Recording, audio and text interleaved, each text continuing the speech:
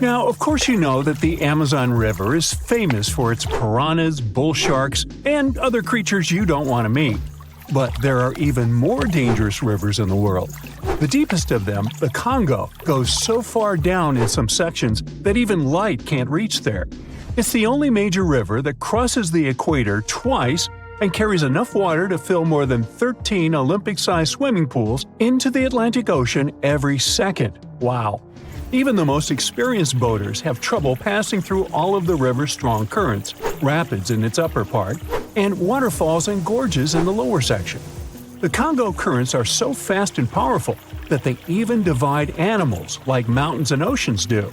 There are new species of fish evolving separately on the two banks as they can't reach the other side and breed with each other.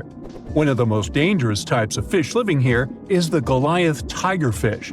These monsters, that grow up to 5 feet and travel at the speed of 25 miles per hour, are relatives of piranhas. Their mouths are full of vicious, razor-sharp teeth. Their females lay hundreds of thousands of eggs, and the offspring are predators from birth. You have a good reason to fear the Goliath tigerfish, as they're the only freshwater fish in Africa that have attacked crocodiles and even humans. Okay, not swimming there. There are dense jungles and more hungry wildlife, including snakes and some aggressive hippos, all along the river. Still, it's used as a water highway in Central Africa, so barges traveling on it for weeks are often crowded with up to 2,000 people and capsize every now and then.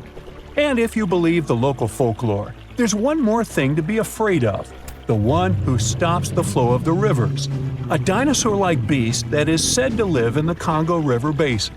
There have been over 100 sightings over the last century, but no one can provide solid evidence the beast is real.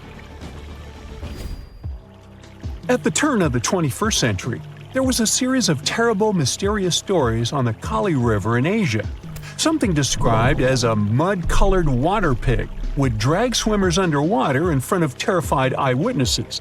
British biologist Jeremy Wade stepped up to crack the case.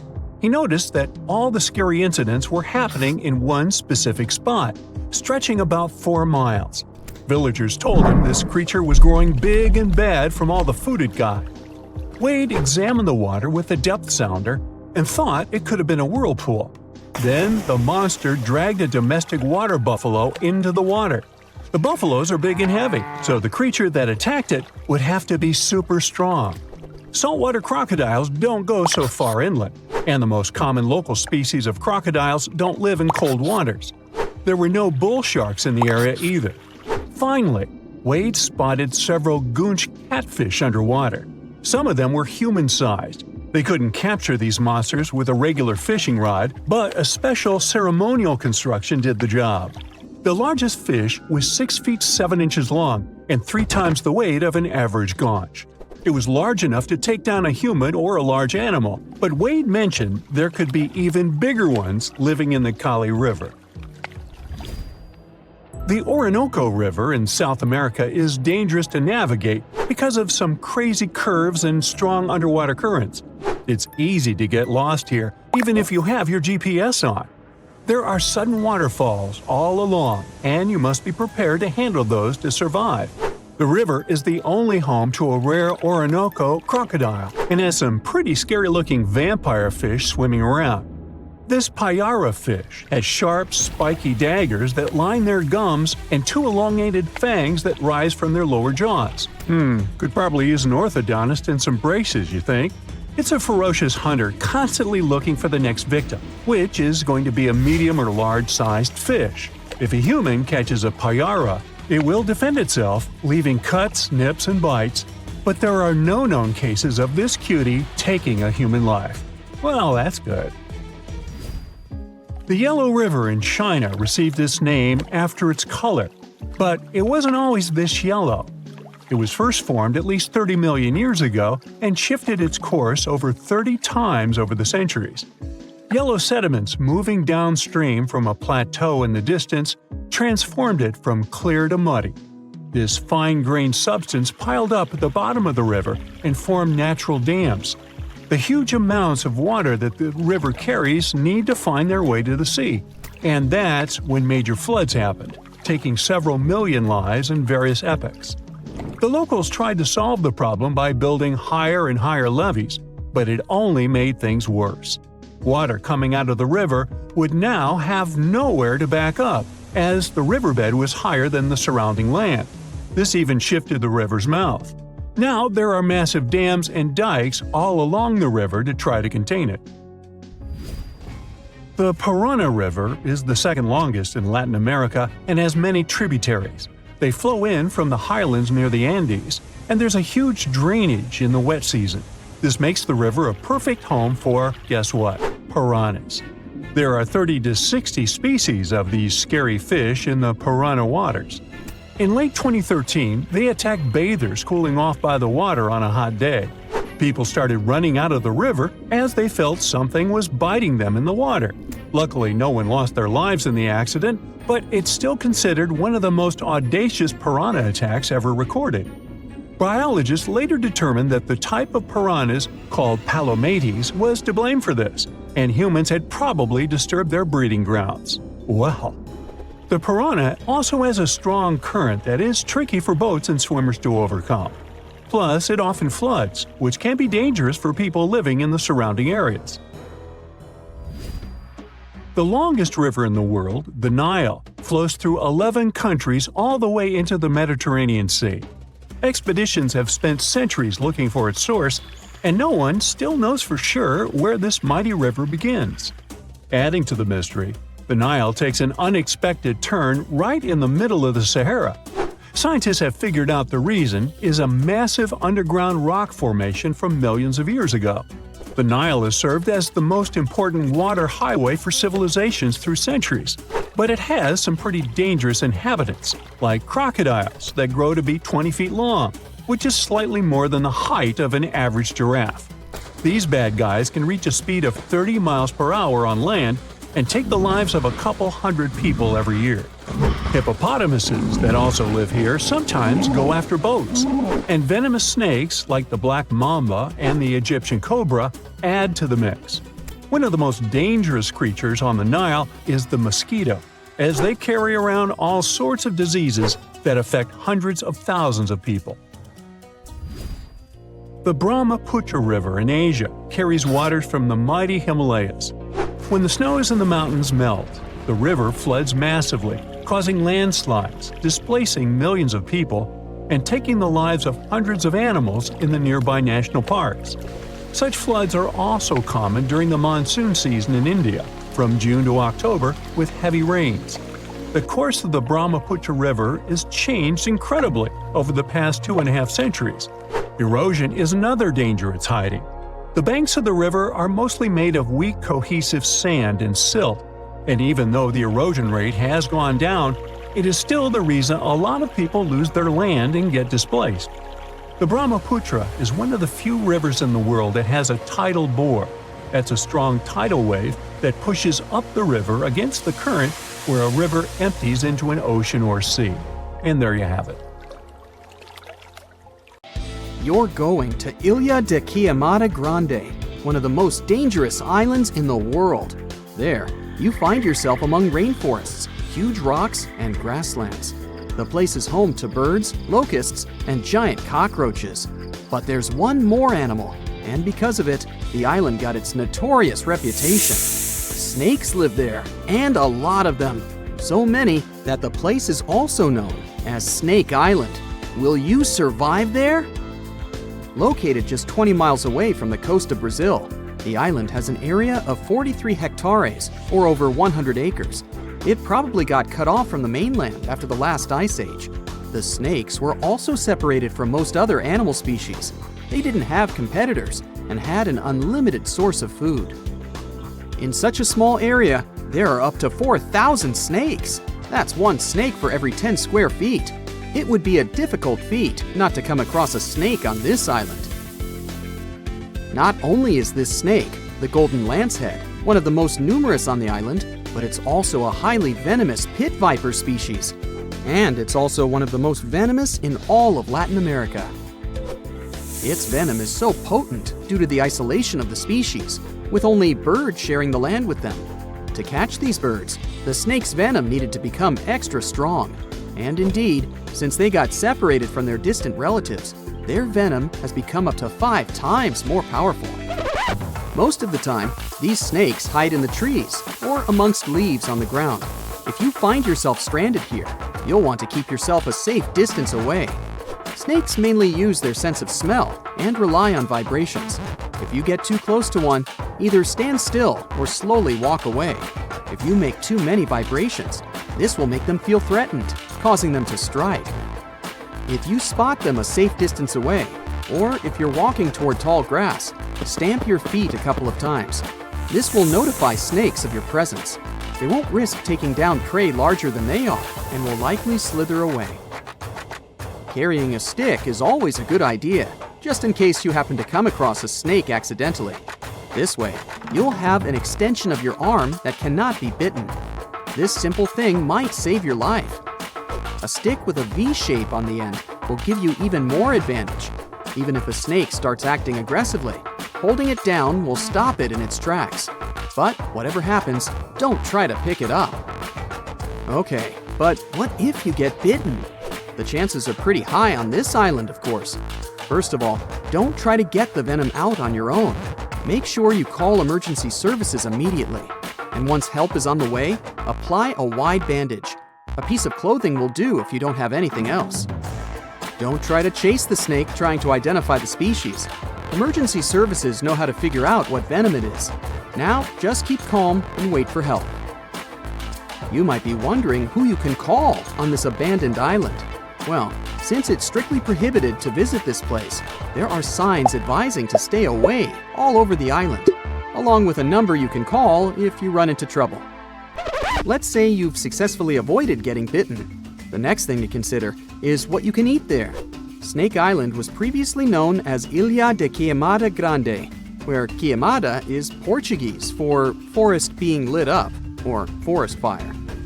The reason for that was the fact that the entire island was deliberately set on fire to make room for a banana plantation. Unfortunately, the banana business didn't turn out to be a success, probably because farmers got sick and tired of snakes. But some banana trees still thrive today, and they can provide you with some much-needed nutrients. You'll also want some protein in your diet throughout your stay. Luckily, along with the snakes trapped on the island, there are also cockroaches. These giant prehistoric-looking roaches come out at night to feed on plants.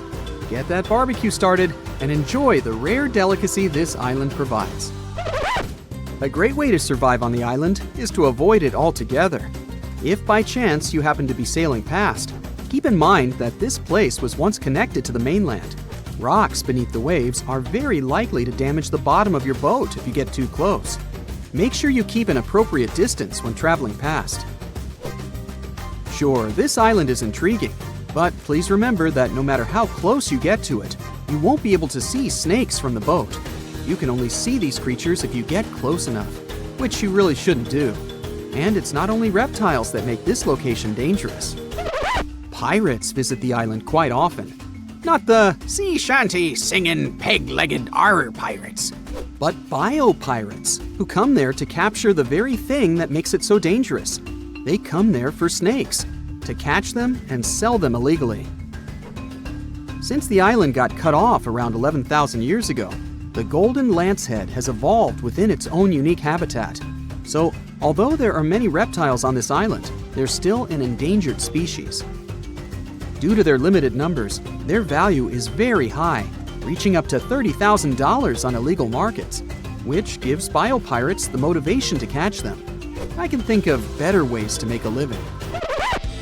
Anyway, let's say you've got all the resources necessary to survive in one of the most dangerous places on Earth. Do you think you would manage this feat? Perhaps you think it's impossible. You'd be surprised at how possible it can be, if you know what you're doing. It turns out many have visited this scary place before. Research teams often come there. They study the golden lancehead snake, its environment, and its food sources for conservation purposes. But scientists always make sure there's a doctor on the team. There's also a lighthouse on Snake Island. It had been operated by people until the 1920s. Then it became automated. One guess why. Brazilian authorities visit the lighthouse once a year to make sure it's still functional. Locals on the mainland know the reputation of the island, so the stories of people going missing are minimal. But one group of fishers once got too close to the island. As they were sailing along their normal route, they accidentally neared the shore. Their boat hit a rock under the waves and began filling with water. As the boat was quickly sinking, the men had only two options: to try to survive in the rough sea or swim to the shores of Snake Island. It was a hard choice to make. After all, they had heard the stories, and it wasn't just about snakes. Rumor had it that the island was cursed. Regardless of the stories, the fishers chose to take their chances with Snake Island. After making it to the shore, they tried to be careful. Their knowledge of the island could help them survive. Most importantly, they knew to avoid the rainforest at all costs. As the men got hungry, they carefully walked along the edge of the forest, warily collecting bananas. They were mostly sitting, waiting, and conserving their energy. They could only drink water when it rained. It was just enough to sustain them. They slept on the beach, unprotected from the elements and weather. And all the time, they were so close to the comfort of the lighthouse or caves. They were probably overly cautious, but it was either enduring some discomfort or risking their lives for a dry bed. They didn't yield to the temptation. They managed to survive for 3 days without being bitten by a snake. After that, a passing boat finally rescued them. So, now you know, anything is possible. In 1991, somewhere in the lush jungles of central Vietnam, a local logger found a mysterious hole among the foliage and bushes. He looked in there and felt a strong wind blowing into his face. Then, he heard a strange sound from the cave depths and realized that it was the sound of a river. The logger didn't check the cave, but decided to go back there with a flashlight and a rope. When he returned, he couldn't find the cave anywhere. He spent a few years searching for it. Finally, in the 2000s, the logger managed to locate it again. In 2009, he brought scientists to this place. They found out the cave, called Doong, is the largest in the world. There's so much space here that you'll hear a long echo if you shout. Doong's main passage reaches 660 feet in height in some places, which is more than half as tall as the Empire State Building. The area of the cave is so huge that an entire New York City block with 40-story skyscrapers would fit in there. There's a deep underground labyrinth under the jungles of Vietnam, hiding 3 of the largest caves in the world, and Doong is number 1 on this list. The vast space inside is filled with various plants, unique microclimates, and different landscapes. There's a real jungle growing underground. It became possible thanks to the collapsed ceiling in some places. It lets sunlight penetrate there from above. There are huge stalactites 250 feet high on the ceilings and walls, which is more than the length of a passenger Boeing. They've been here between hundreds of thousands and millions of years. Some limestone deposits are more than 450 million years old. It means they've existed since the time long before the dinosaurs. Besides the jungle, there are also many rivers in the cave. They were formed because of rainwater coming down from holes in the ceiling. These rivers are smooth and fast, like slides in a water park. But riding them isn't the best idea, since they can carry you into one of those long labyrinths that the cave is full of. And we still don't know where they're going. You may find yourself in another unknown part of the cave. This is what happened in 2018. 3 divers accidentally discovered new areas in Doong. The cave turned out to be much bigger than everyone thought. They dove into one of the cave's lakes and reached a depth of 256 feet. At the bottom, they found a separate tunnel. Divers lowered a fishing line with a lead weight there and found out that this place reaches a depth of 394 feet, and the tunnel is more than half a mile long. We still don't know the exact size of the tunnel. Doong also connects to another huge cave. There are lots of things you can see in Doong besides underground labyrinths and rivers. You can find spacious ruins with lakes, and you can walk for hours along dark mountain corridors. This place is strikingly beautiful, but dangerous at the same time. And the coolest thing is that you can take a walk here. Since 2013, Doong Cave has been open to tourists. It's not just an easy walk to take some selfies, though. The expedition to the cave lasts for several days. For the first day and a half, you'll explore the third largest cave in the world. And only after that, you'll reach Sundong.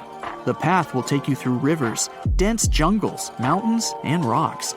You can meet many exotic birds, monkeys, and other animals. And according to many people, the way to the cave is even more impressive than the cave itself. When you reach your destination, you'll spend the next few days exploring Sundong. Together with other tourists, professional guides, and porters, you'll be sleeping in tents in different places in the cave every day. You'll see some stunning landscapes and, get ready for this, 400-million-year-old majestic fossils. There are also dark rooms with lakes that are good for swimming. Such adventurous expeditions become more popular every year. People who visited the cave call it the most amazing place they've ever seen. Another amazing cave is located in Indonesia, on the island of Flores. It's quite small, but holds amazing things inside. In 2003, a group of scientists discovered ancient artifacts here, including fossils of primitive tools, such as sharpened stones. Scientists realized that hundreds of thousands of years ago, this place was home to our distant ancestors. Then they found a very unusual female skeleton. That woman was only 3.5 feet tall. This is the height of the waistline of an average adult person. That woman had no problems with her spine or with the development of her bones, though. This and other skeletons found in the cave belong to some unknown human ancestors. Scientists called this species Homo floresiensis, or simply, hobbit. The woman's weight was about 35 to 79 pounds. Analysis of the skull and bones showed she was about 30 years old. Hobbits probably lived on Earth between 190,000 and 50,000 years ago. There's a chance they met the ancestors of modern humans. The next cave is in Turkey. Imagine that you live in an old house and decide to make some repairs. You throw all the old stuff out of the rooms. The last place to sort out is your basement. You've hardly ever visited it and have no idea what's hidden there. But it's pretty spacious, so you decide to turn it into a room. You tear down the wall and discover the entrance to the cave. This is a tunnel that leads underground. You walk through the cave and see a real underground city. This happened in Turkey in 1963. One of the locals discovered a secret passage to a lost city in his basement. About 20,000 people could live there. There was enough space for livestock and food supplies. It's not just a maze of tunnels. There's a chapel, a school, stables, kitchens, walls, and other signs of civilization. The city was built in the Byzantine era, in the years 780 through 1180. It's not the only one down there and is connected to many underground tunnels and towns that stretch for several miles. Let's finish our journey in the strangest and most frightening cave. We're going to the southeast of Romania, near the Black Sea. Here, on a desolate wide plain, you can find a hole. This is a tunnel leading deep underground. The air inside the cave has high levels of hydrogen sulfide and carbon dioxide. Under normal conditions, the air we breathe contains around 20% oxygen, but it's only 10% here. You won't be able to breathe freely without an oxygen tank. The water and air here are poisoned. Almost no animals are able to live in such conditions, at least the ones we know about. And this cave is filled with 48 species of living organisms, 33 of which are new unknown species. Creeping things that live here can scare you, especially if you're afraid of bugs. Strange white snails and white spiders are crawling along the walls. An unknown species of leeches and transparent shrimp are swimming in the water. White millipedes with huge mustaches are creeping on the ground. Here you can also meet an unknown kind of scorpion with a transparent white body that doesn't look like any other kind of scorpion. Nothing here looks like ordinary animals at all. All creatures in the cave are white or transparent. They don't have eyes, but they have long paws and antennae whiskers that help to navigate in space. Plants can't live here without sunlight and clean air. This means that oxygen isn't produced in this place. So how do these creatures manage to survive? The answer is in the water. The surface of the lake, and puddles here, is covered with strangely moving foam. This substance is a living organism. It consists of 1 billion bacteria called autotrophs. Ordinary plants absorb carbon dioxide and use photosynthesis to produce oxygen. This cave is filled with carbon dioxide. Autotrophs absorb it and secrete tiny food particles. Bacteria feed on these particles. Larger organisms then feed on those bacteria, and so on. In the end, there's enough food for everyone. This process is called chemosynthesis. It's like photosynthesis, but uses water instead of sunlight in its chemical reactions. In this cave, evolution has created a completely unique biological system, separate from the rest of the world. You're strapped in a boat cruising down the Amazon River with the sun scorching hot. As you check out your map, your boat starts rocking back and forth. The water is starting to get more intense, so you hang on for dear life. You tuck your map in your pocket and try to take control of your boat. You strike some jagged rocks and duck low to avoid tree branches. Your boat strikes a large rock out of nowhere and capsizes. You're swimming in the murky green water. While you're trying your best to get ashore, your boat gets washed away. Underneath the water lies a whole new world of bizarre and dangerous animals. Candiru fish are snake-like creatures that can grow up to 16 inches long. Arapimus can weigh more than an adult male and are taller than most basketball players. They're the biggest freshwater fish in South America. They have a hybrid gill system that forces them to pop up to the surface every 5 to 15 minutes to breathe in oxygen for their large swim bladder. You swim out of the raging water and dry yourself off. Oh no, your map is completely soaked. There's no way you can get to your destination without it. You venture into the thick rainforest, shoving the branches and leaves away. As you get deeper, you notice something on a tree. It's barely moving, but it's got sharp claws and a raggedy coat. It stretches its arm to another branch and tries to pull itself up, ever so slowly. Sloths sleep more than half their days and only head down from trees once a week. They're so motionless, they sometimes grow algae and moss on their fur. The rainforest gets denser with each step until there's barely any sunlight illuminating the path in front of you. You notice a figure following you. With every branch you step on, you can hear a faint sound right next to you creeping around. You start walking a bit faster, and the sound catches up with you. You make it out of the dense part and tread along a narrow path until you reach a cliff. You can't walk normally here, so you pin against the wall and walk sideways to cross the hills. You slowly move across with the river 30 feet below you. You move your right foot, and some rocks fall into the river. You keep going and misstep. You're about to fall, but you hold on to a large tree branch and pull yourself up.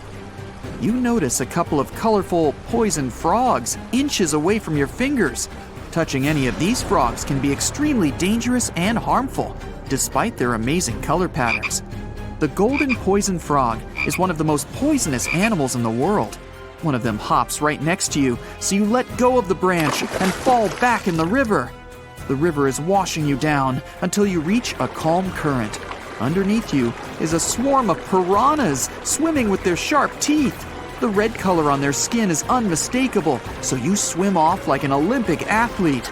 Piranhas will eat anything that gets in their way, no matter the size.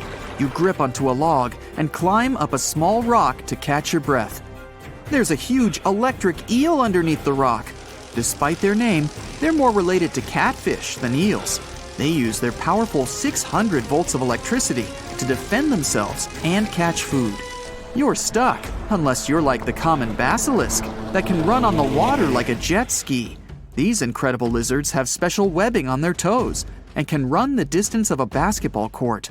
You hop on a bunch of rocks until you reach the land. You continue walking along the riverbank until you come across a moving rock.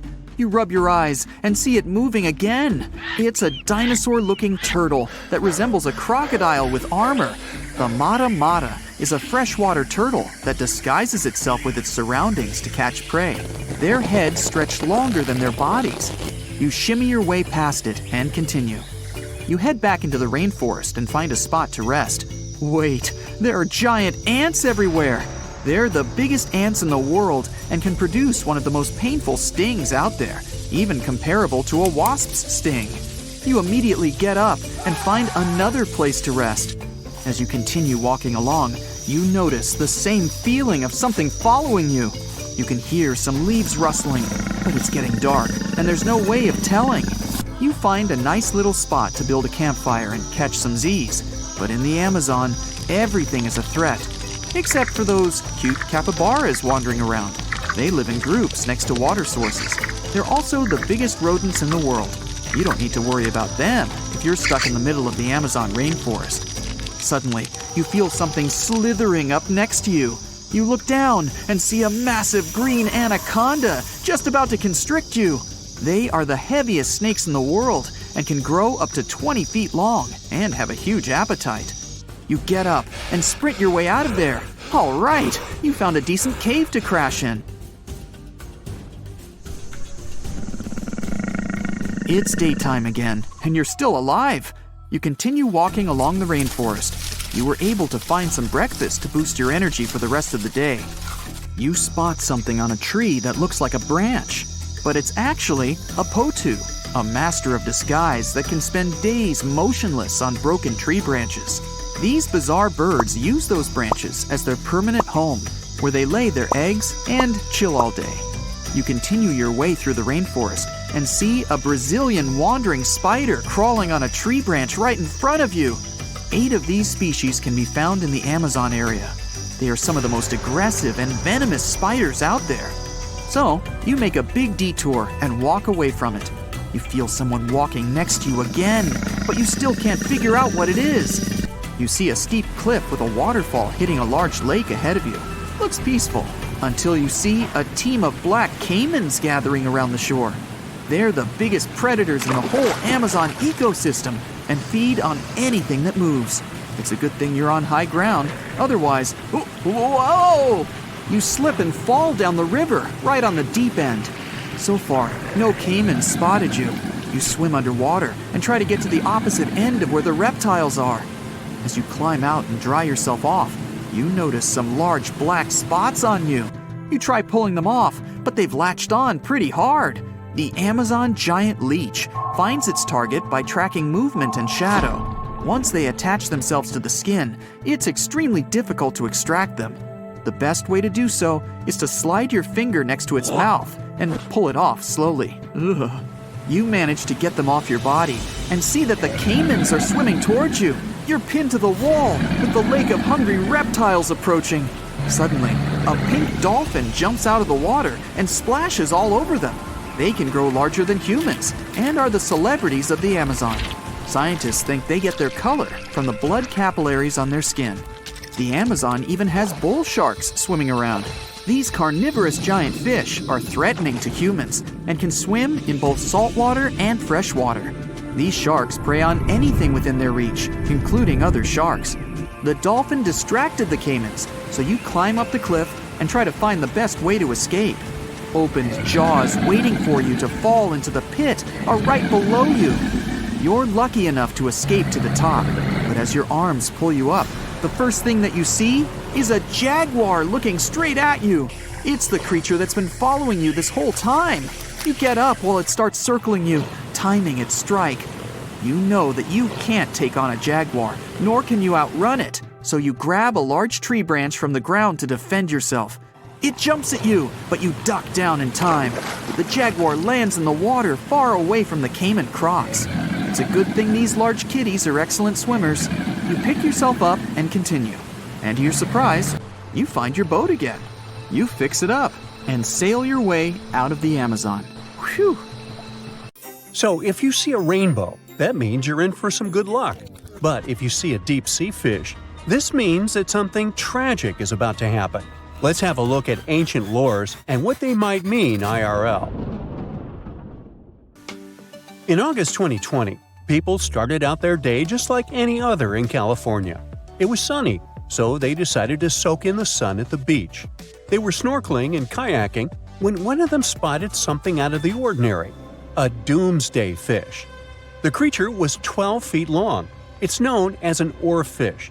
and only about 20 of them have washed up in California since 1901. Oarfishes live in obscure parts of the ocean, but why are they linked to doomsday? Japanese folklore says they are harbingers of disaster.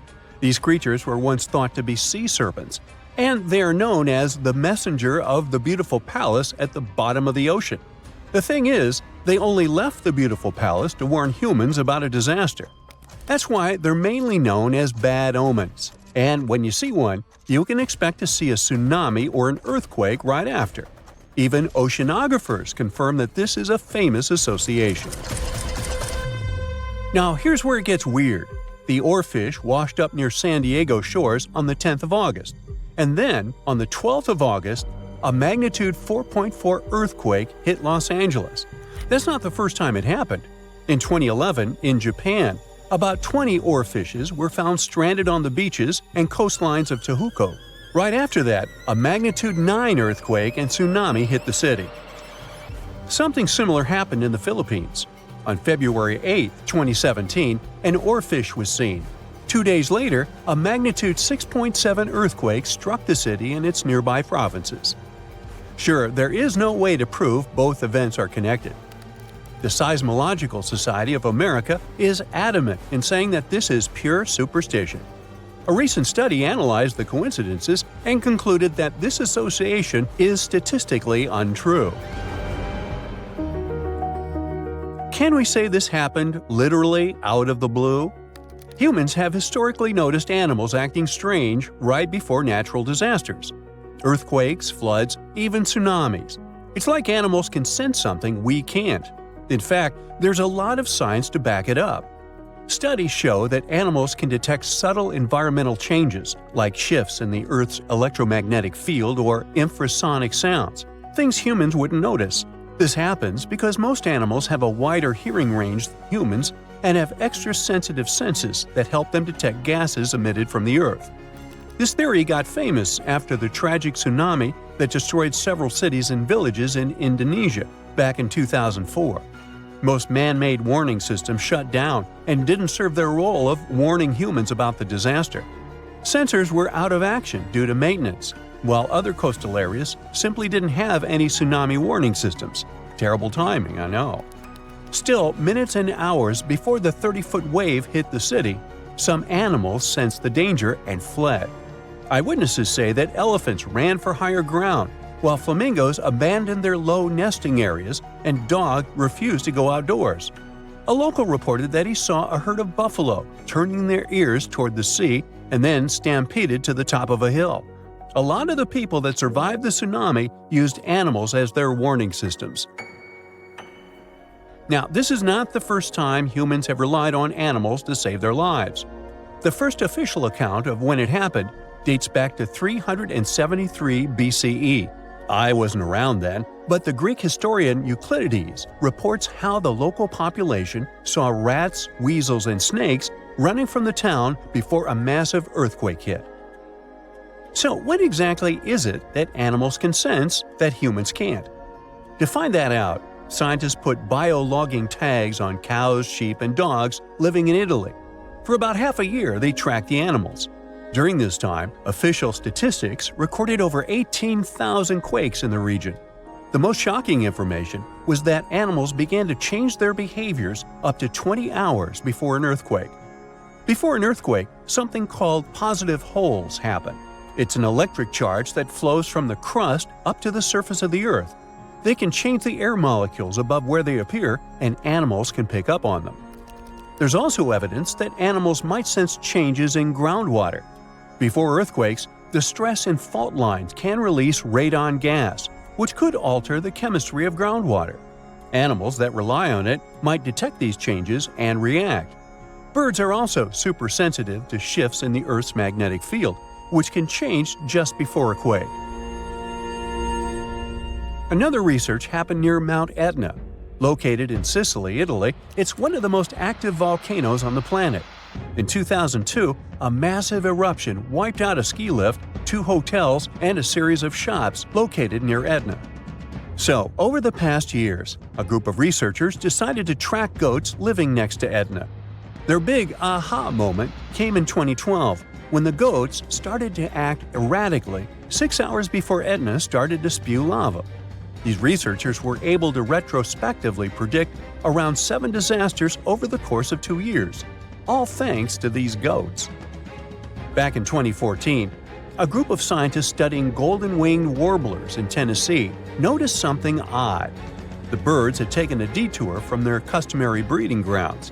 These little birds flew 435 miles from the Cumberland Mountains, where they had just arrived after flying over 3,000 miles from South America. Right after the birds left, a series of more than 80 tornadoes struck the area, causing over $1 billion in damage. What these birds did is something scientists call an evacuation migration. They sensed the tornadoes coming from over 250 miles away. Infrasound is a big disaster giveaway. Storms and tornadoes make very strong infrasounds that can travel thousands of miles from the storm. Now, infrasounds are low-range frequencies, anything ranging below 20 Hz. With our normal set of human ears, we would never hear this. We have an average hearing that ranges from 20 Hz to 20,000 Hz. That means you can hear something like a very, very low bass note or as loud as the buzzing of a mosquito right next to your ear. An elephant's hearing range can reach below 20 Hz. This would make elephants expert at detecting disasters. Scientists also think that detecting infrasound is what helps birds dodge storms when they must cross the ocean. You see, the Pacific Ocean is known to not be at all passive. Although courageous humans venture to cross it, they're usually met with severe storms and conditions that their satellite instruments sometimes can't detect. Meanwhile, there's an ongoing project from France's National Museum of Natural History that is tracking more than 100 birds on their annual crossing over the Pacific. With the help of the International Space Station, they're trying to understand how these little creatures respond to natural hazards en route. But not everyone's convinced. Some scientists argue that while animals might be sensitive to environmental shifts, predicting disasters based on their behavior is too risky. The U.S. Geological Survey has pointed out that many reported cases of unusual animal behavior before disasters are anecdotal, meaning stories and reports, and large-scale studies have yet to prove a direct link. Although humans don't have these super capabilities of predicting disasters, we have some things that might help us. Notice this. The next time you're in a place where lightning is going to hit, your hair will give a sign. If it stands on end, this means that lightning is aimed toward your beautiful person and is about to hit you. So run, find shelter, get inside a house. That's the best you can do in a situation like this. Today, I'm going to tell you about creatures that had unique features which allowed them to grow to incredible sizes. They were some of the most impressive animals to have ever existed on our planet. The Argentinosaurus is a genus of sauropod dinosaurs that lived approximately 97 million years ago in what is now South America. Scientists think it was one of the largest land animals ever, with a length of up to 100 feet and a weight of up to 100 tons. A farmer stumbled upon a giant leg bone while tending his cattle. That's how he discovered the first fossils of the Argentinosaurus in Argentina in 1987. Further excavations uncovered more bones, revealing a massive dinosaur that would have dwarfed most other animals of its time. The Spinosaurus, meaning spine lizard, is a genus of theropod dinosaur that lived around 97 million years ago in what is now North Africa.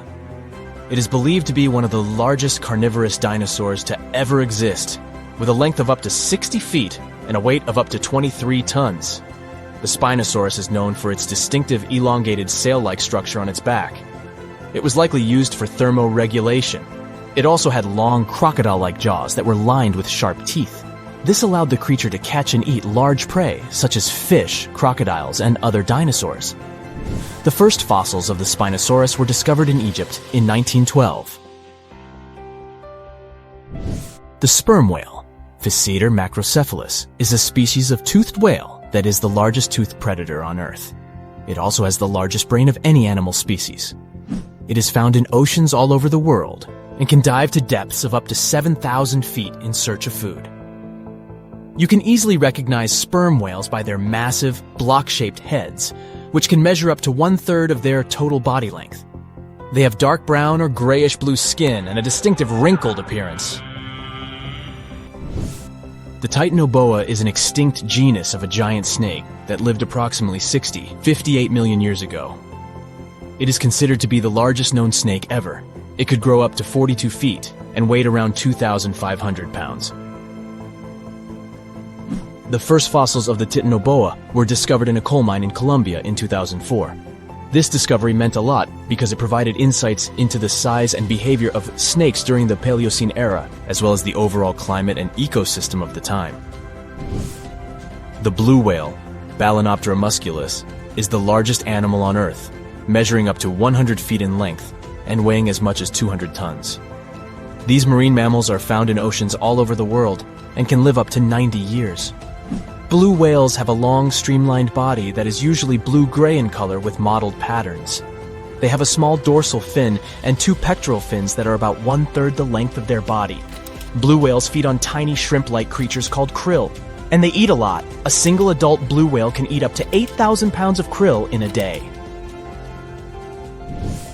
The Leadsichthus is an extinct genus of large, bony fish that lived during the Jurassic period, approximately 155 million years ago. It is believed to be one of the largest fish that have ever lived. Some estimates suggest that it could grow up to 55 feet in length. The first fossils of Leadsichthus were discovered in England in the 19th century, and more recent discoveries have been made in other parts of Europe, South America, and Africa. Despite its enormous size, the Leadsichthus was a filter feeder, similar to modern-day whale sharks, and likely fed on plankton and other small organisms. The creature did it by simply swimming with its enormous mouth open, filtering water through its gills. The pterodostro is an extinct species of flamingo-like birds that lived approximately 35 million years ago. They were relatively small birds with a wingspan of about 2-3 feet. And they were known for their distinctive long, narrow beaks equipped with comb-like structures used for filter feeding. The pterodostro lived in shallow bodies of water, like lakes and lagoons, and mostly fed on small crustaceans and other tiny organisms. The animal filtered them from the water using the comb-like structures on the inside of its beak while swimming through the water. The African elephant is the largest land animal on Earth and one of the most recognizable ones. There are 2 species of the African elephant, the savanna elephant, Loxodonta africana, and the forest elephant, Loxodonta cyclotis. You can see them in various parts of sub-Saharan Africa. These creatures can be identified by their large size, gray skin, and long trunks. African elephants can grow up to 13 feet tall and weigh up to 14,000 pounds, depending on the species and gender. Your heart is racing. You're running for your life from one of the biggest creatures you've ever seen. A giant reptile on 2 legs, sprinting right behind you. You hear the sound of a raging river next to you, but decide not to jump in. Thick leaves and bushes keep blocking your path, and you keep getting stuck in the mud. Everything around you is out to get you, and there's nowhere to hide. You spot a hollowed-out tree trunk and crawl inside. Whatever's out there is getting closer and closer. You hear deep guttural breathing and huge stomping. It's getting closer. You see a large tail from a crack in the tree trunk, swinging and knocking down bushes and small trees. Whatever it is, it's sniffing you out like those dogs at the airport. And right next to your face are giant bugs the size of a house cat. Perfect. You've always been scared to even look at crawly little things, but this one's so close and so big, you can actually see its facial features. It's looking at you like you're the alien. You want to scream, but can't. Then, out of the darkness, more bugs. They're curious things, flicking their antennas all over your body. Okay, this is too much. A bug is one thing, but now, a giant centipede thing is crawling your way. Its fangs are the size of your thumb. You dart out of the tree trunk and come face to face with a giant monster. It stops and stares at you, knowing you have no place to go. Claws and teeth the size of bowling pins. That's enough to keep you up at night. It's getting ready to charge right at you. Welcome to the most dangerous period and area in history for a human, the mid-Cretaceous Sahara. This place was thriving around 100 million years ago in what would now be North Africa. Back then, the continents were all arranged differently, and the weather was wild.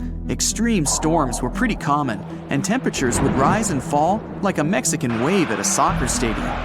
Then, sea levels started to rise.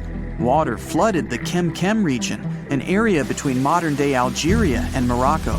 Over the next millions of years, asteroids, volcanic eruptions, and other natural disasters wiped out everything else. Bye-bye, dinosaurs. Thanks for playing.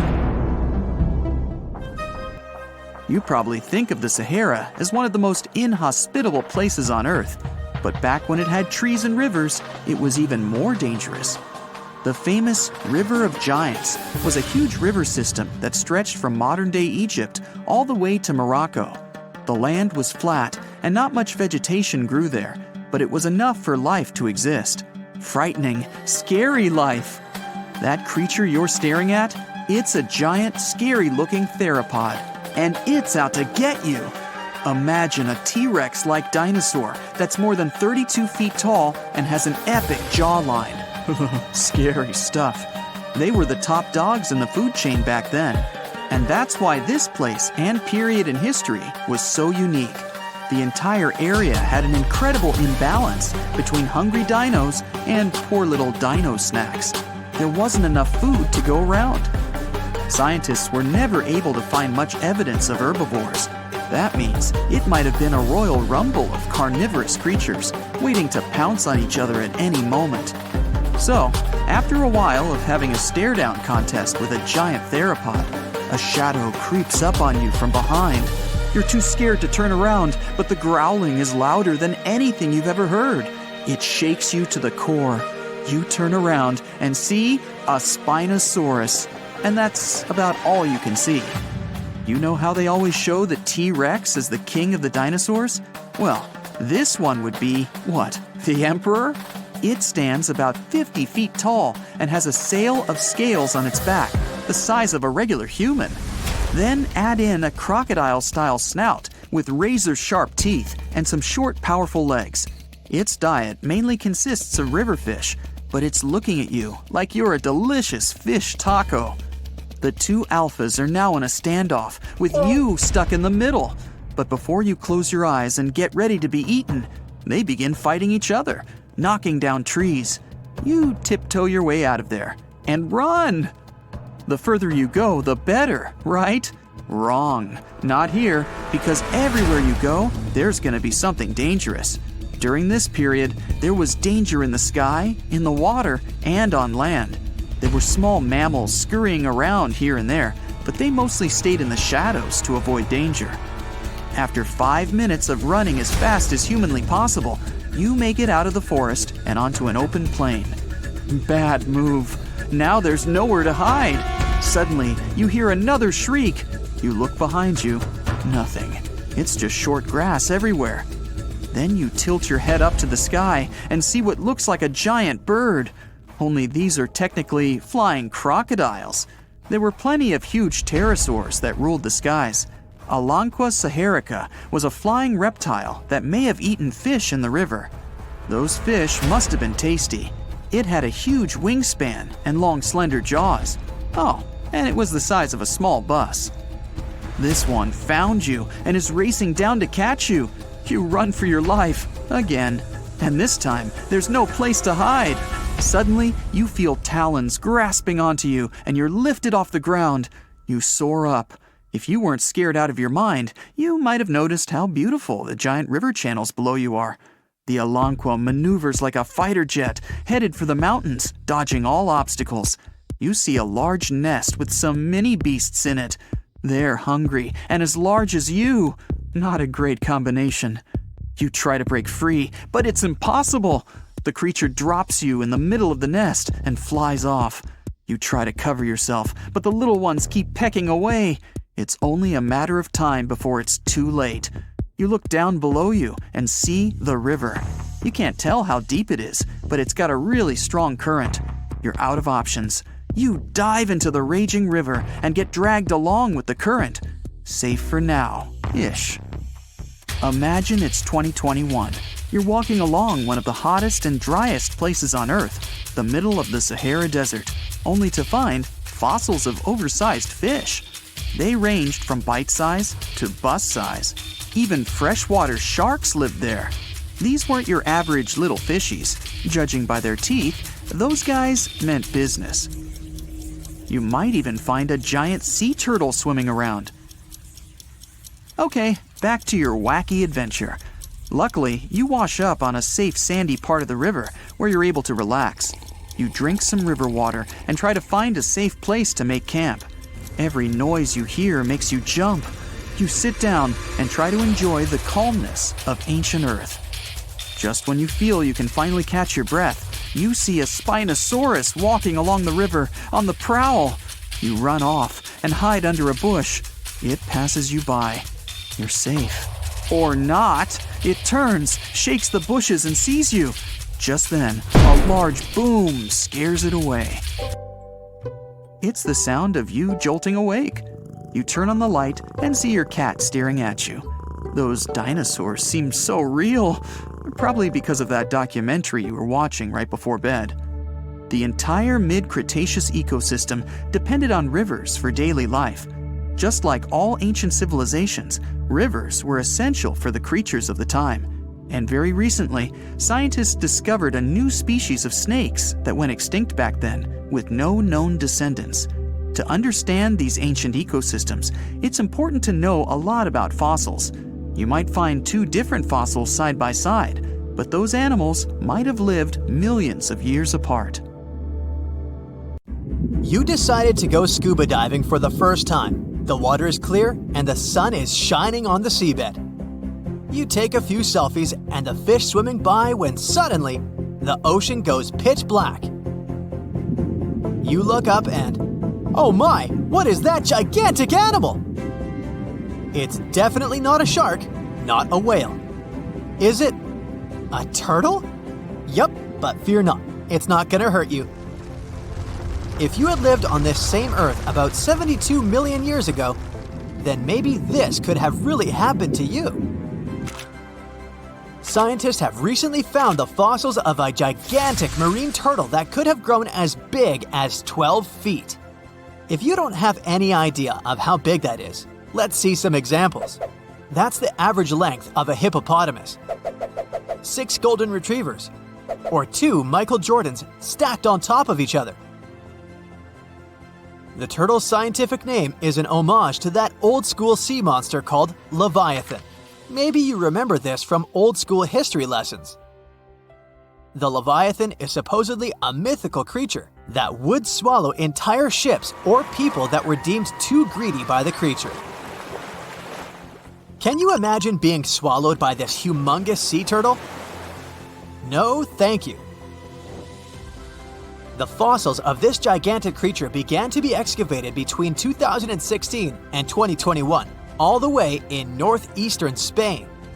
The first fossil was located by a hiker in the Spanish Pyrenees, and it was around 8 inches long. The pelvis of this turtle alone measured around 35 inches. It would definitely be one of the biggest turtles today if it hadn't gone extinct. FYI, the largest living sea turtles today can reach up to 6 feet in length, which is already pretty big. Now, how about a gigantic prehistoric scorpion? I bet most people here are not huge fans of these creatures, especially since they're poisonous, which is why the thought of a 9-foot-long aquatic scorpion might be the stuff of nightmares.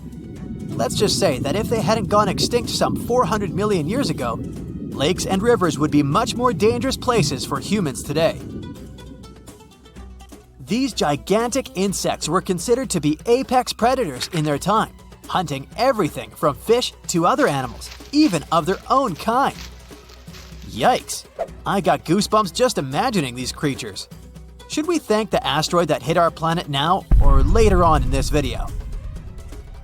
Another prehistoric animal that would shock humans if it were still alive is the so-called megatherium, a gigantic sloth. This huge sloth is believed to have grown up to 20 feet long, and its weight could be up to 8,000 pounds. It was found in the woodlands and grasslands of South America. The creature used to stand on its 2 feet in order to reach leaves on high branches. These giant sloths had huge claws. They helped them climb trees. I gotta say, I feel uncomfortable imagining these elephant-sized sloths climbing trees. Oh, of course, some dinosaurs will make our super-sized creatures list. But before that, here's a fun fact. Did you know some dinosaurs are still alive today? Scientists have proven that birds are classified as theropod dinosaurs. Such infamous creatures as the T-Rex and Velociraptor belonged to this group. I'm sure you've heard these names even before you watched Jurassic Park. The Velociraptor is that scary dino that breaks into the kitchen.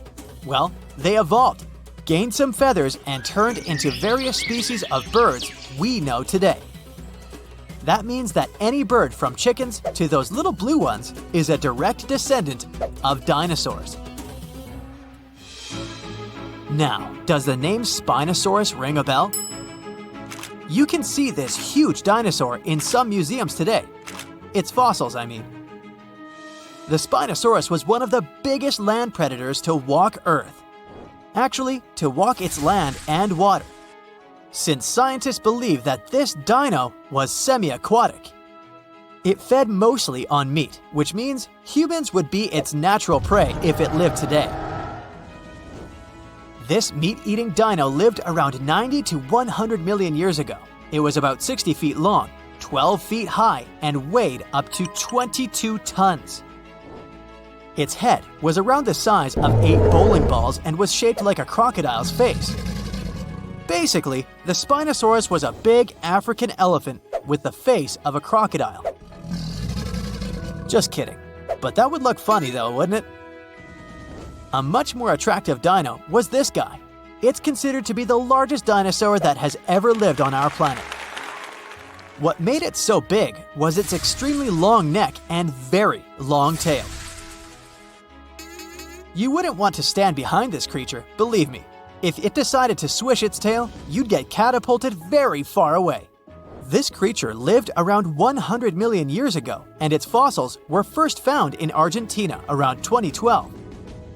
The dino measured 120 feet from head to tail, which made it almost as big as an American football field in width. And have I mentioned it weighed almost as much as a space shuttle?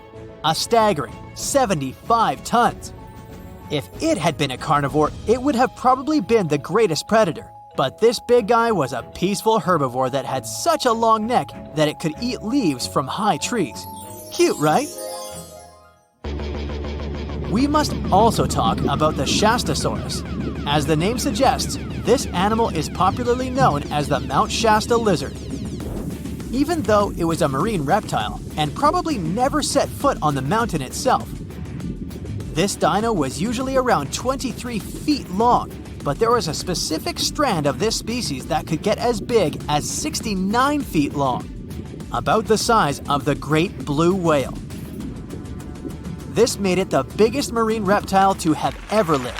A fun fact about the Shastasaurus is that scientists believe it didn't even have teeth, which means it could only feed on soft-bodied prey, such as squid, for example. The next animal on our list is the blue whale. Believe it or not, the biggest living animal on Earth actually started small. These days, the average mature blue whale can reach up to 100 feet in length and weigh up to 200 tons. That's more or less the weight of 40 elephants put together, or 30 Tyrannosaurus rexes, or 2,670 average-sized people. Blue whales have to eat up to 50 million calories per day to support that body. That's the equivalent of 30,000 Big Macs, just FYI. But blue whales weren't always this big. They actually evolved from a 4-legged mammal that lived on Earth around 48 million years ago. Their ancestor was called Pakicetus, and it was only 6 feet long. Here's a fun fact. To be able to live in the water as one does today, the blue whale had to go through some intense adaptations. A blue whale can replace up to 80 to 90% of oxygen in its lungs each time it takes a breath. A human replaces only up to 15% for comparison. It allows these animals to dive for up to 1 hour at a time, down to a staggering depth of 330 feet. Elephants were bound to make the list. Elephants are currently the largest land animals on Earth. They can grow to be about 13 feet tall and weigh up to 7 tons. That's pretty small if we compare it to the other animals that once lived on Earth, right? But if we placed a 6-foot-tall human next to an elephant, we'll see it's not at all that small. African elephants are bigger than their close relatives, Asian elephants, and they have a similar lifespan to humans, up to 70 years. Pokemon might have made us collectively wish that salamanders were real-life dragons, although they're not. They can still be pretty cool though.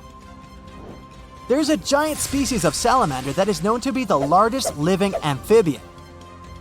They can grow to be as long as a regular-sized human, reaching up to 6 feet. I bet that wouldn't be a pleasant underwater encounter. Australia used to have its own giants. Those were huge animals that could have dwarfed anything living on this continent these days. Scientists found the remains of many of those ancient creatures in the Narracuta Caves in South Australia, 4 hours away from Adelaide. It's a lovely region, but it can be treacherous. Watch out for holes the ground is pocked with. Known as pitfall traps, many of them are no wider than a coffee table. They're deep and plunge into the darkest of caverns. One of such caverns is called Victoria Fossil Cave, and it's a treasury that's been hiding the bones of around 45,000 animals for centuries. Some of the oldest bones belong to creatures far more terrifying than any animal you can encounter today. Those were the ancient Australian megafauna, huge beasts that roamed the continent during the Pleistocene epoch. During those, there were giant snakes, huge flightless birds, wombat-like creatures the size of a rhinoceros, and many others. One of the largest examples of the Australian megafauna scientists have discovered so far is the Diprotodon. That giant herbivorous creature was 10 feet long and 6.5 feet tall, and weighed more than 6,000 pounds, about as much as a small Asian elephant. Even though this terrifying beast didn't eat meat, it could have smashed other animals with its sheer weight. Scientists have found the remains of hundreds of such creatures all over Australia, so it's safe to say that no other animal from that time or in that location was larger than this giant. Despite its creepy appearance, the Diprotodon was a relative to the modern-day wombat, and those are known to sometimes pounce humans.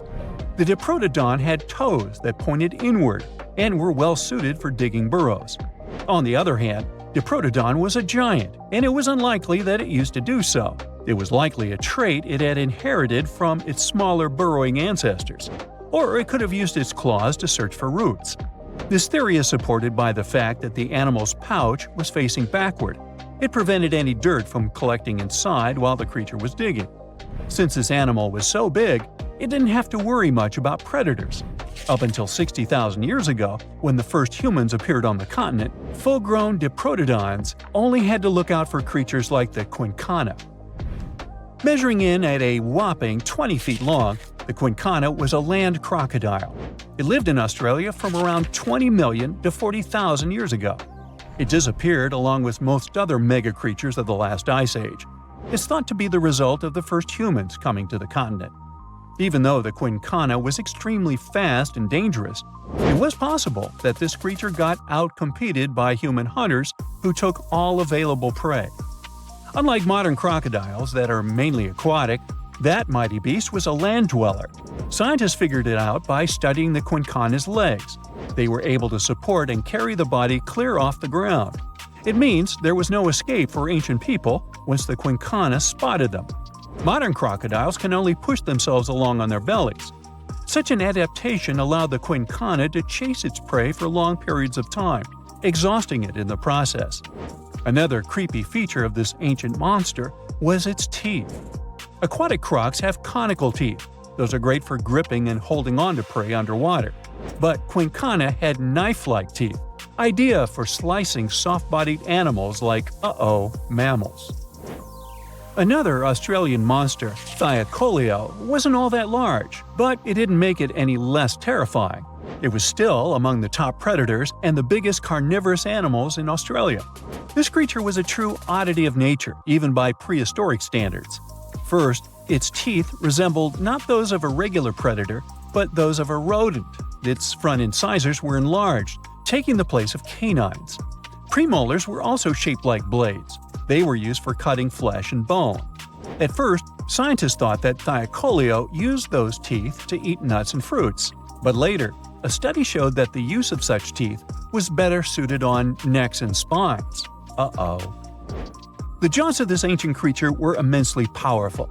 A 220-pound Thylacoleo had a bite force similar to that of a present-day 550-pound lion. It means that the animal could easily bring down prey much larger than itself. Then there was Thylacoleo's tail. It had strong muscles which provided the animal with the ability to use the tail as support when tackling large prey. The Thylacoleo had retractable claws, and this feature is very uncommon among marsupials. It allowed the animal to keep its razor-sharp hooks from getting blunt and could help it get a better grip on its prey. Scientists are quite sure that, like today's leopards, the Thylacoleo could climb trees and jump on other animals from above. It was done so fast and stealthily, they never knew what hit them. The creature's rear feet support this theory. The first toe there was reduced, but the foot had a rough pad like what modern-day possums have. It allowed them to have a better grip while climbing. Right after scientists found the first skull of the Meliolania, this animal was classified as a lizard. That's why its name translates to small groomer. But after they discovered more complete fossils, it turned out that the Meliolania was a giant turtle. But that's not all. It was one of the largest land turtles to ever have existed. The main reason researchers initially believed the creature to be a lizard was the fact that its skull was adorned with a series of spikes. It's something the modern-day horned lizard can boast.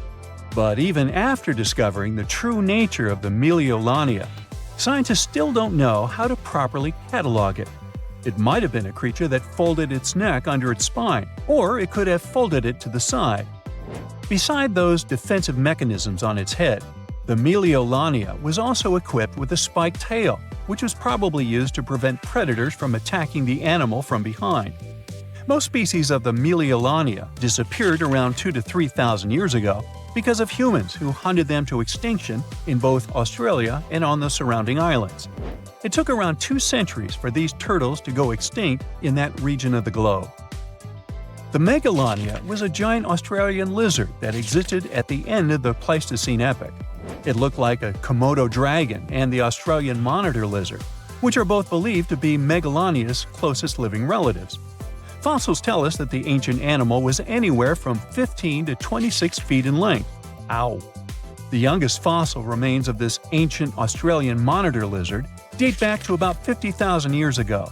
The first indigenous settlers must have encountered Megalania, which led to the lizard's extinction.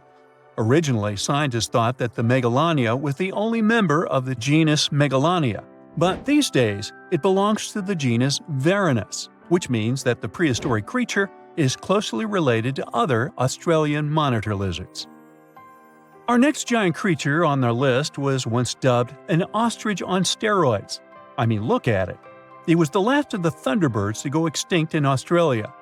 The Genyornis lived on the continent at the same time as early humans. They might have coexisted for 15,000 years or so before the huge bird eventually disappeared. This theory has some proof. The bird's fossils found along with human artifacts. Some cave paintings also depict flightless birds similar to the Genyornis in size and shape. Although it wasn't the largest bird in Australia, the goose-like creature was still as tall as a grown-up man and weighed around 550 pounds.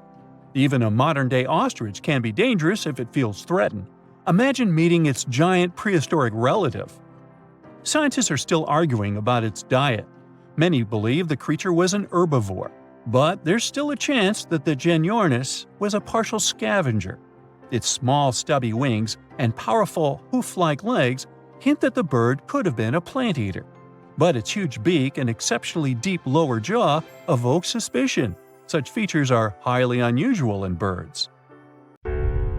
Now, if Earth's history were a movie, we humans would only take up the last second of the end credits.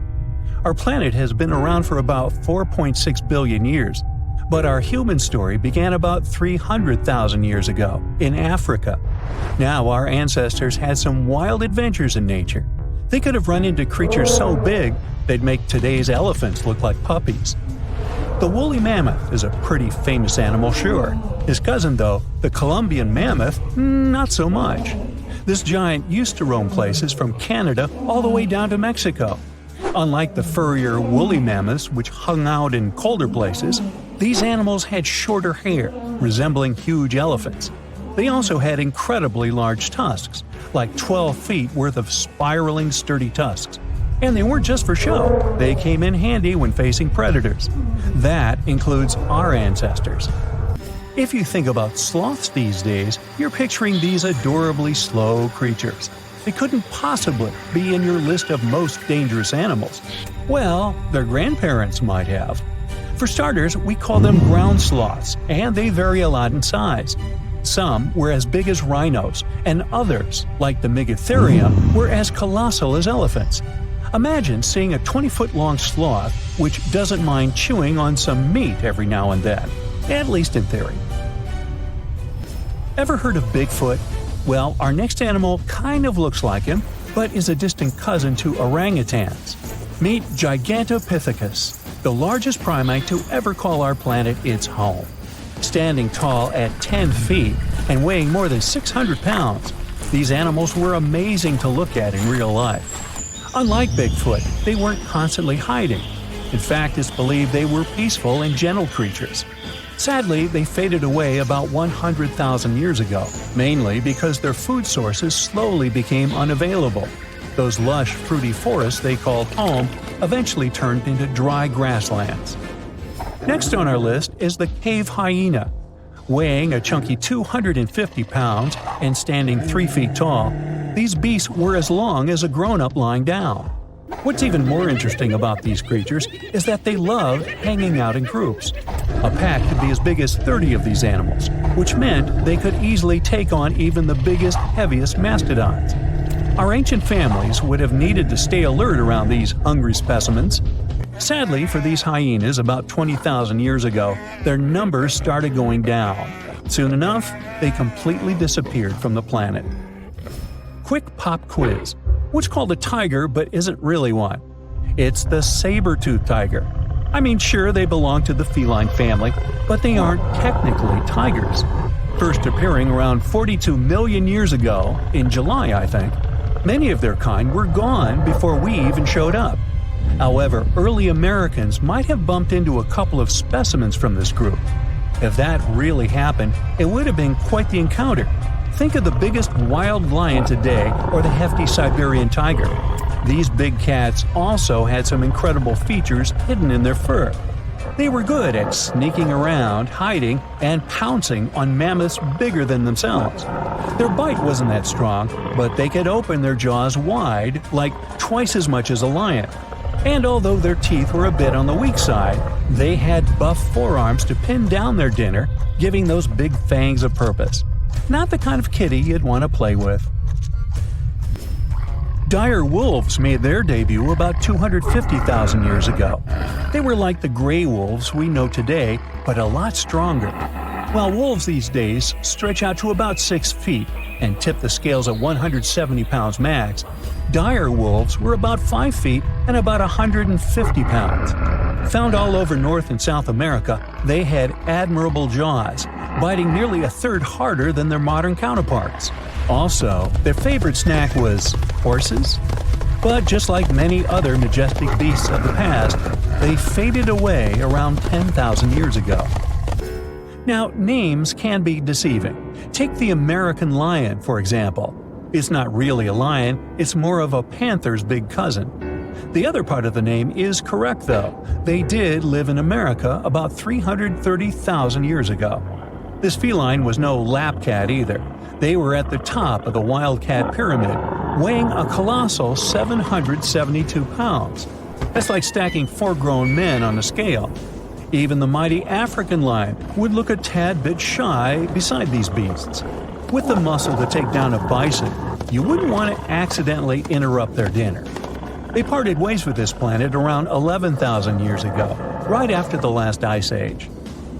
Now down in Australia, about 50,000 years ago, I wasn't around then, there lurked a relative of the Komodo dragon, the Megalania. Experts love to have debates on how big it was. Some say it stretched out to 23 feet. Others think it was just about 11 feet long. Either way, they were basically mega-sized Komodo dragons with a dangerous bite. If you think bears are already big and fluffy now, let's introduce the short-faced bear. While this big creature stood on its hind legs, it towered at 14 feet. With long limbs, they could outrun today's bears, hitting speeds up to 40 miles per hour. These ultra bears sadly disappeared around 11,600 years ago. Now imagine a crocodile. Okay, imagine that same crocodile, only supersized, with sporty legs, doing its thing in Australia about 1.6 million years ago. Well, say hello to the quincana. These crocs were extremely large, reaching 23 feet. And no, they weren't lazy river loungers. These creatures really love spending time on land. They evolved to have strong legs for their chases and razor-sharp teeth designed for slicing, not gripping. When did we stop sharing beaches with them? About 40,000 years ago. The name elephant bird might not sound familiar, but try to picture a bird that stood tall, as high as a basketball hoop at 10 feet, and weighed as much as a small car, 1,500 pounds. Their eggs were equally huge, like 150 chicken eggs bundled up into one. Now, as amazing as these birds sound, there's a lot we still don't know about them. They're hard to study, as most extinct animals are. Still, some recent studies have given us some clues. Scientists have been examining ancient molecules from their fossilized eggshells. It's an awesome piece of evidence, since these birdie shells were thick, preserving precious DNA inside. Plus, there are tons of these eggshell fragments sprinkled all over Madagascar's beaches. Because of these findings, we now know these birds were herbivores and loved eating leaves and seeds. We also know the tiny kiwi bird is its closest living relative. Now, dodos were these amazing birds we also used to share the planet with. They're like distant cousins to Asian pigeons. To give you some perspective, imagine a chunky bird weighing about 50 pounds. Similar to chickens, turkeys, and ostriches, dodos were also the types of birds that couldn't fly. Their wings were small, and they had the muscle strength of, well, a wet noodle. Now, you might have heard the word dodo used as a name for creatures that aren't that bright. Don't get confused, though, by this name. These birds were in fact intelligent. Scientists were able to figure that out by studying their fossils. It turns out that they were good at smelling stuff, unlike most birds that are all about the visuals. These creatures aren't around for us to study anymore, but that might change. One evolutionary biologist is on a mission to fully understand these amazing ancient birds. On that note, she revealed that the dodo's DNA has been completely sequenced. There are even talks about potentially bringing dodos back to life. They would make a nice addition to the lovely beaches of Mauritius, the place they used to call home many, many years ago.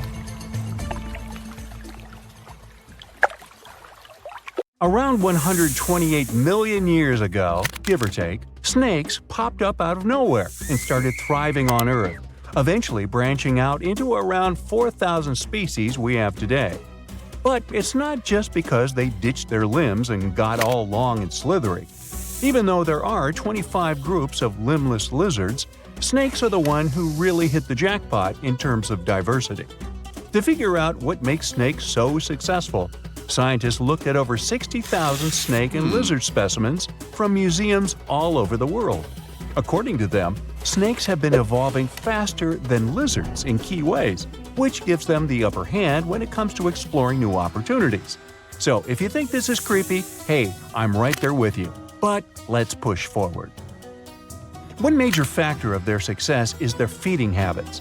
With their flexible skulls and keen sense of smell, snakes can eat animals way bigger than their heads and track down prey like champs. When dinosaurs got wiped out around 66 million years ago, snakes were ready to adapt to the changing world and fill those empty spots. Now, we're not sure why snakes evolved so quickly, but it's clear that there's something special in the grand scheme of evolution.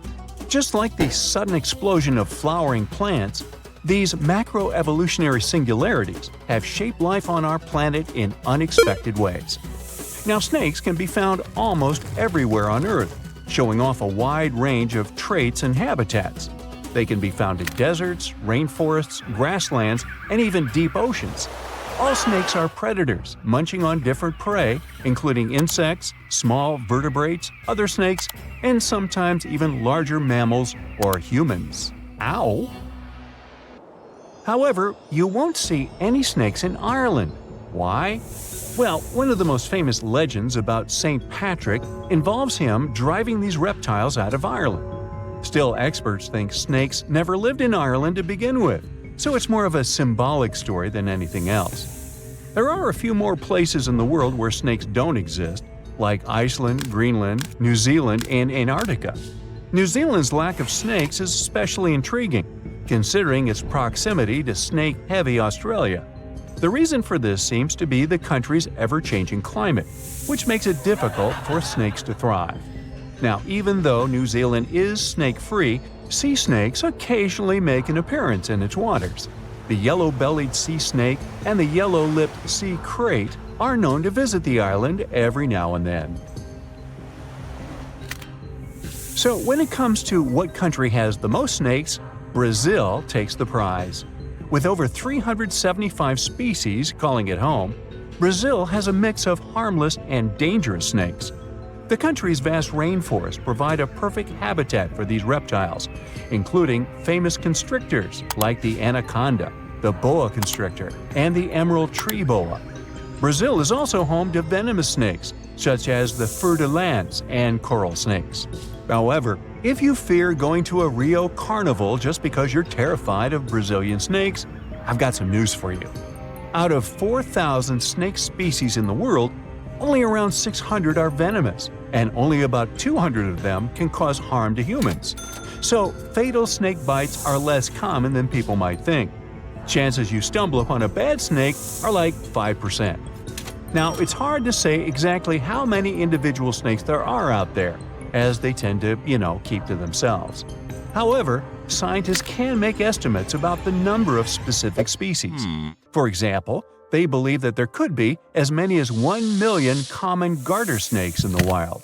Cute little guys.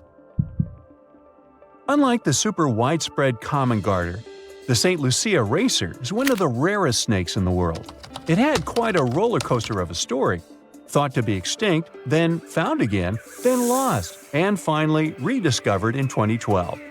The survivors are spending time together on a teeny island called Maria Major, after being wiped out on the mainland by mongooses and other invasive critters that like to snack on these harmless snakes. Another reason snakes hit an evolutionary jackpot is because they have this cool thing that they're basically solar-powered and depend on outside sources of heat or light. People often say they're cold-blooded, but that's not entirely accurate. Their blood isn't cold. The right word for them is ectothermic, which means their body temperature can change and is controlled by the environment. While mammals and birds can keep their temperature steady, reptiles must soak up the sun or find other ways to warm themselves up. Now, some snakes do not lay eggs, defying the traditional classification of reptiles as egg layers. While it may have been taught at school that all reptiles lay eggs, nature has its exceptions. About 70% of snakes lay eggs, but those living in colder environments give birth to live young because eggs would not survive in such conditions. Nature always has a way of challenging our expectations and classifications. Snakes are a successful group of tetrapods, even though they don't have the 4 key-footed feature that tetrapods are named after. Despite this, or maybe because of it, snakes are super diverse. It might seem like this diversity dates way back to the times of dinosaurs, over 100 million years ago. But modern snakes seem to have emerged more recently. Fossils and DNA suggest that snakes started to spread out and evolve after the mass extinction event that wiped out dinosaurs.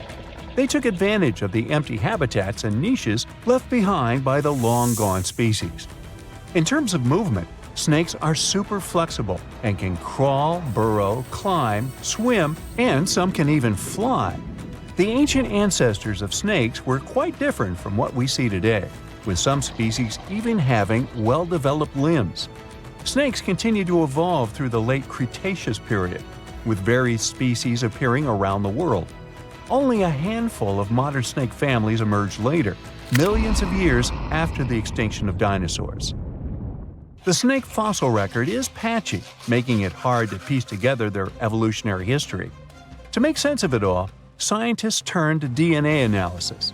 Molecular clock techniques help estimate when various snake lineages split off from each other, suggesting that most of the modern snake diversity is younger than dinosaurs. Only a few snake lineages survived the mass extinction event at the end of the Cretaceous. But these few survivors managed to give rise to the incredible diversity of snakes today. Some snake families persisted for millions of years until they eventually went extinct, while others thrived and diversified in the aftermath of the mass extinction event.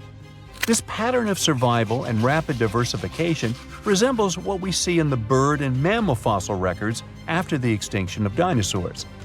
The ability to burrow, hunt in the dark, and go long periods without food helped some snakes survive the chaos after the mass extinction. Their flexibility and adaptability allowed them to find shelter and thrive when other species couldn't. Snakes can be some of the scariest animals around. Most snake species are harmless and don't bother humans. Even if they wanted to, most snakes are too small to pose a real threat to people.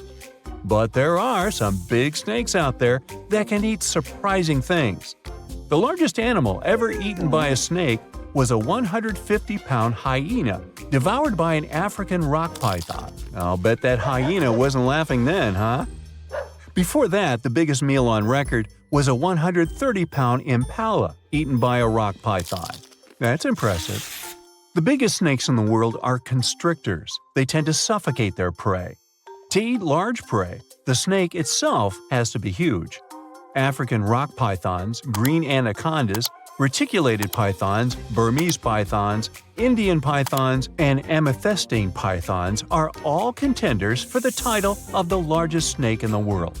They can grow to incredible lengths and weights. And that's it. I'm done with snakes now. Ew.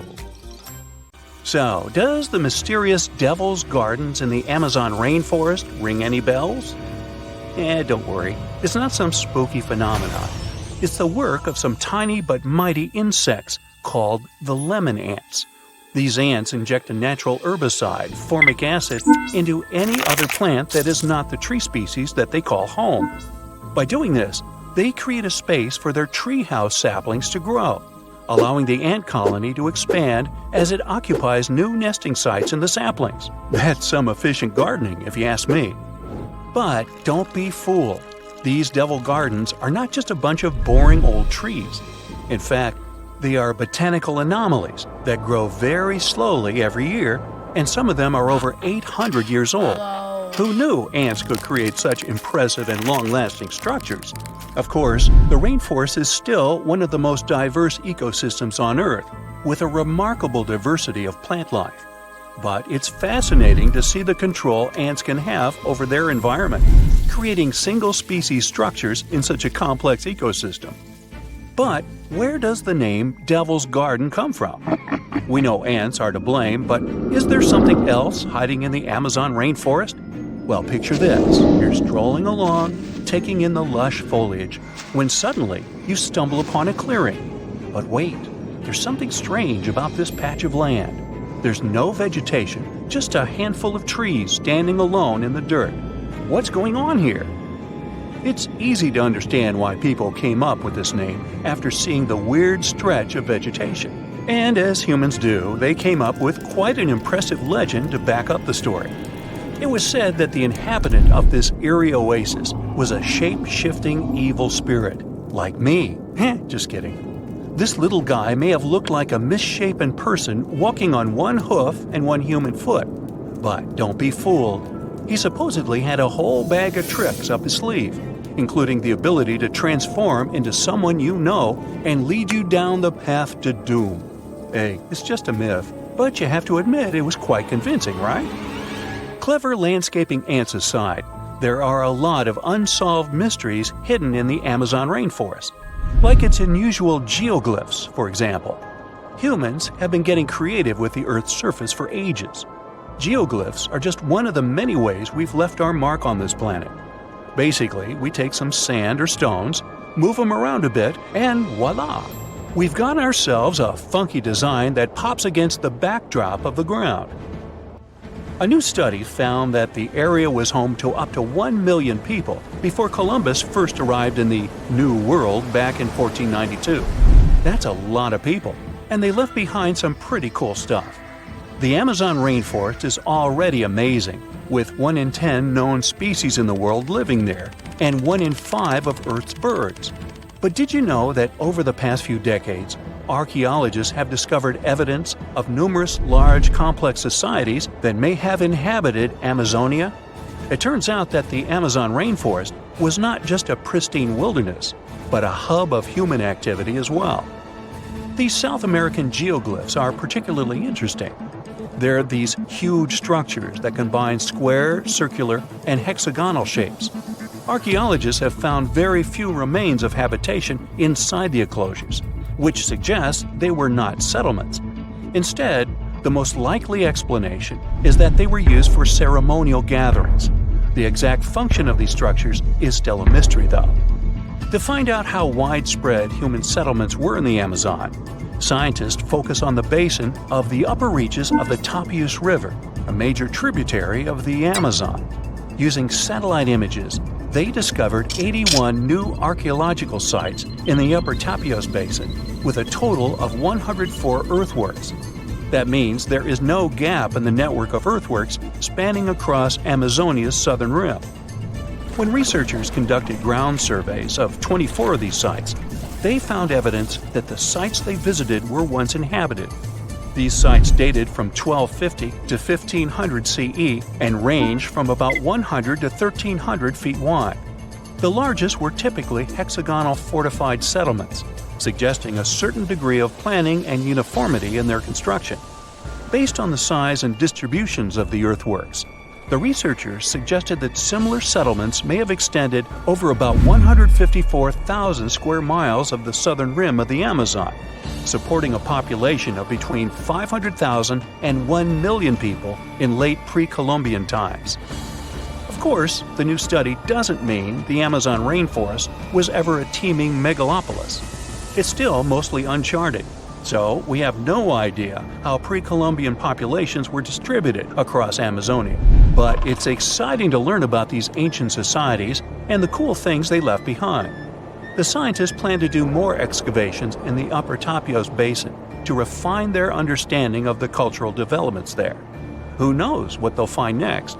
Maybe a lost city full of treasure and adventure. Also hidden in the vast habitat of the Amazon is this next quirky creature. Ever heard of the Amazon pink river dolphins? Unfortunately, there is still so much we don't know about them. First things first, though, let's talk about what they look like. So picture this, a small, light-colored dolphin with a pink nose and lips. They're the Barbie of dolphins. Aside from that, they look like regular dolphins with plump bodies, bulbous foreheads, skinny snouts, chubby cheeks, and small eyes. They can be found in countries like Bolivia, Brazil, Colombia, and Peru. They're also the only species of river dolphin found in the Amazon River. Unfortunately, these little guys are officially critically endangered species, so there are not many specimens available that scientists can study. No other name is more famous when it comes to exploring the Amazon rainforest than that of Percy Fawcett. He dedicated his life to exploring the area in search of a lost city. And not just any city, but an ancient, mysterious city that he called Z. Sounds like something straight out of an Indiana Jones movie, right? Percy was born in England in 1867 and had quite a career before he started exploring. But he didn't let his profession hold him back from following his dreams of exploring South America. In fact, he made 7 expeditions to the Amazon between 1906 and 1924, each time getting closer to uncovering the secrets of Z. Now, let me tell you a little bit about how large the Amazon rainforest is. How big is it? I asked myself. It's so big that you could fit the whole of the UK and Ireland into it a whopping 17 times. That's a lot of trees and animals to navigate through. But Percy was up for the challenge.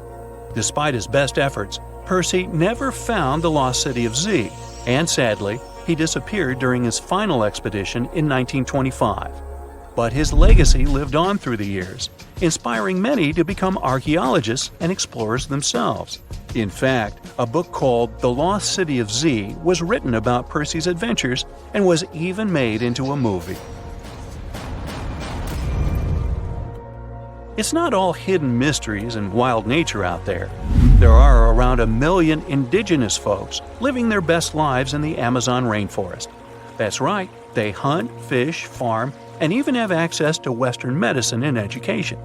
But here's the kicker. Not all of these folks are keen on socializing with outsiders, and can you blame them?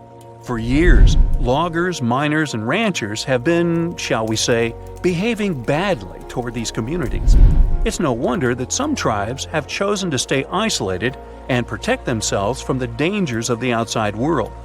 In fact, in 2018, Brazilian authorities were able to snap a photo of a man dubbed the Indigenous Man in the Hole. He's the last remaining member of his tribe.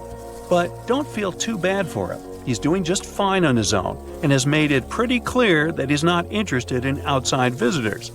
The authorities still leave him some seeds and tools though, so it's not all bad news.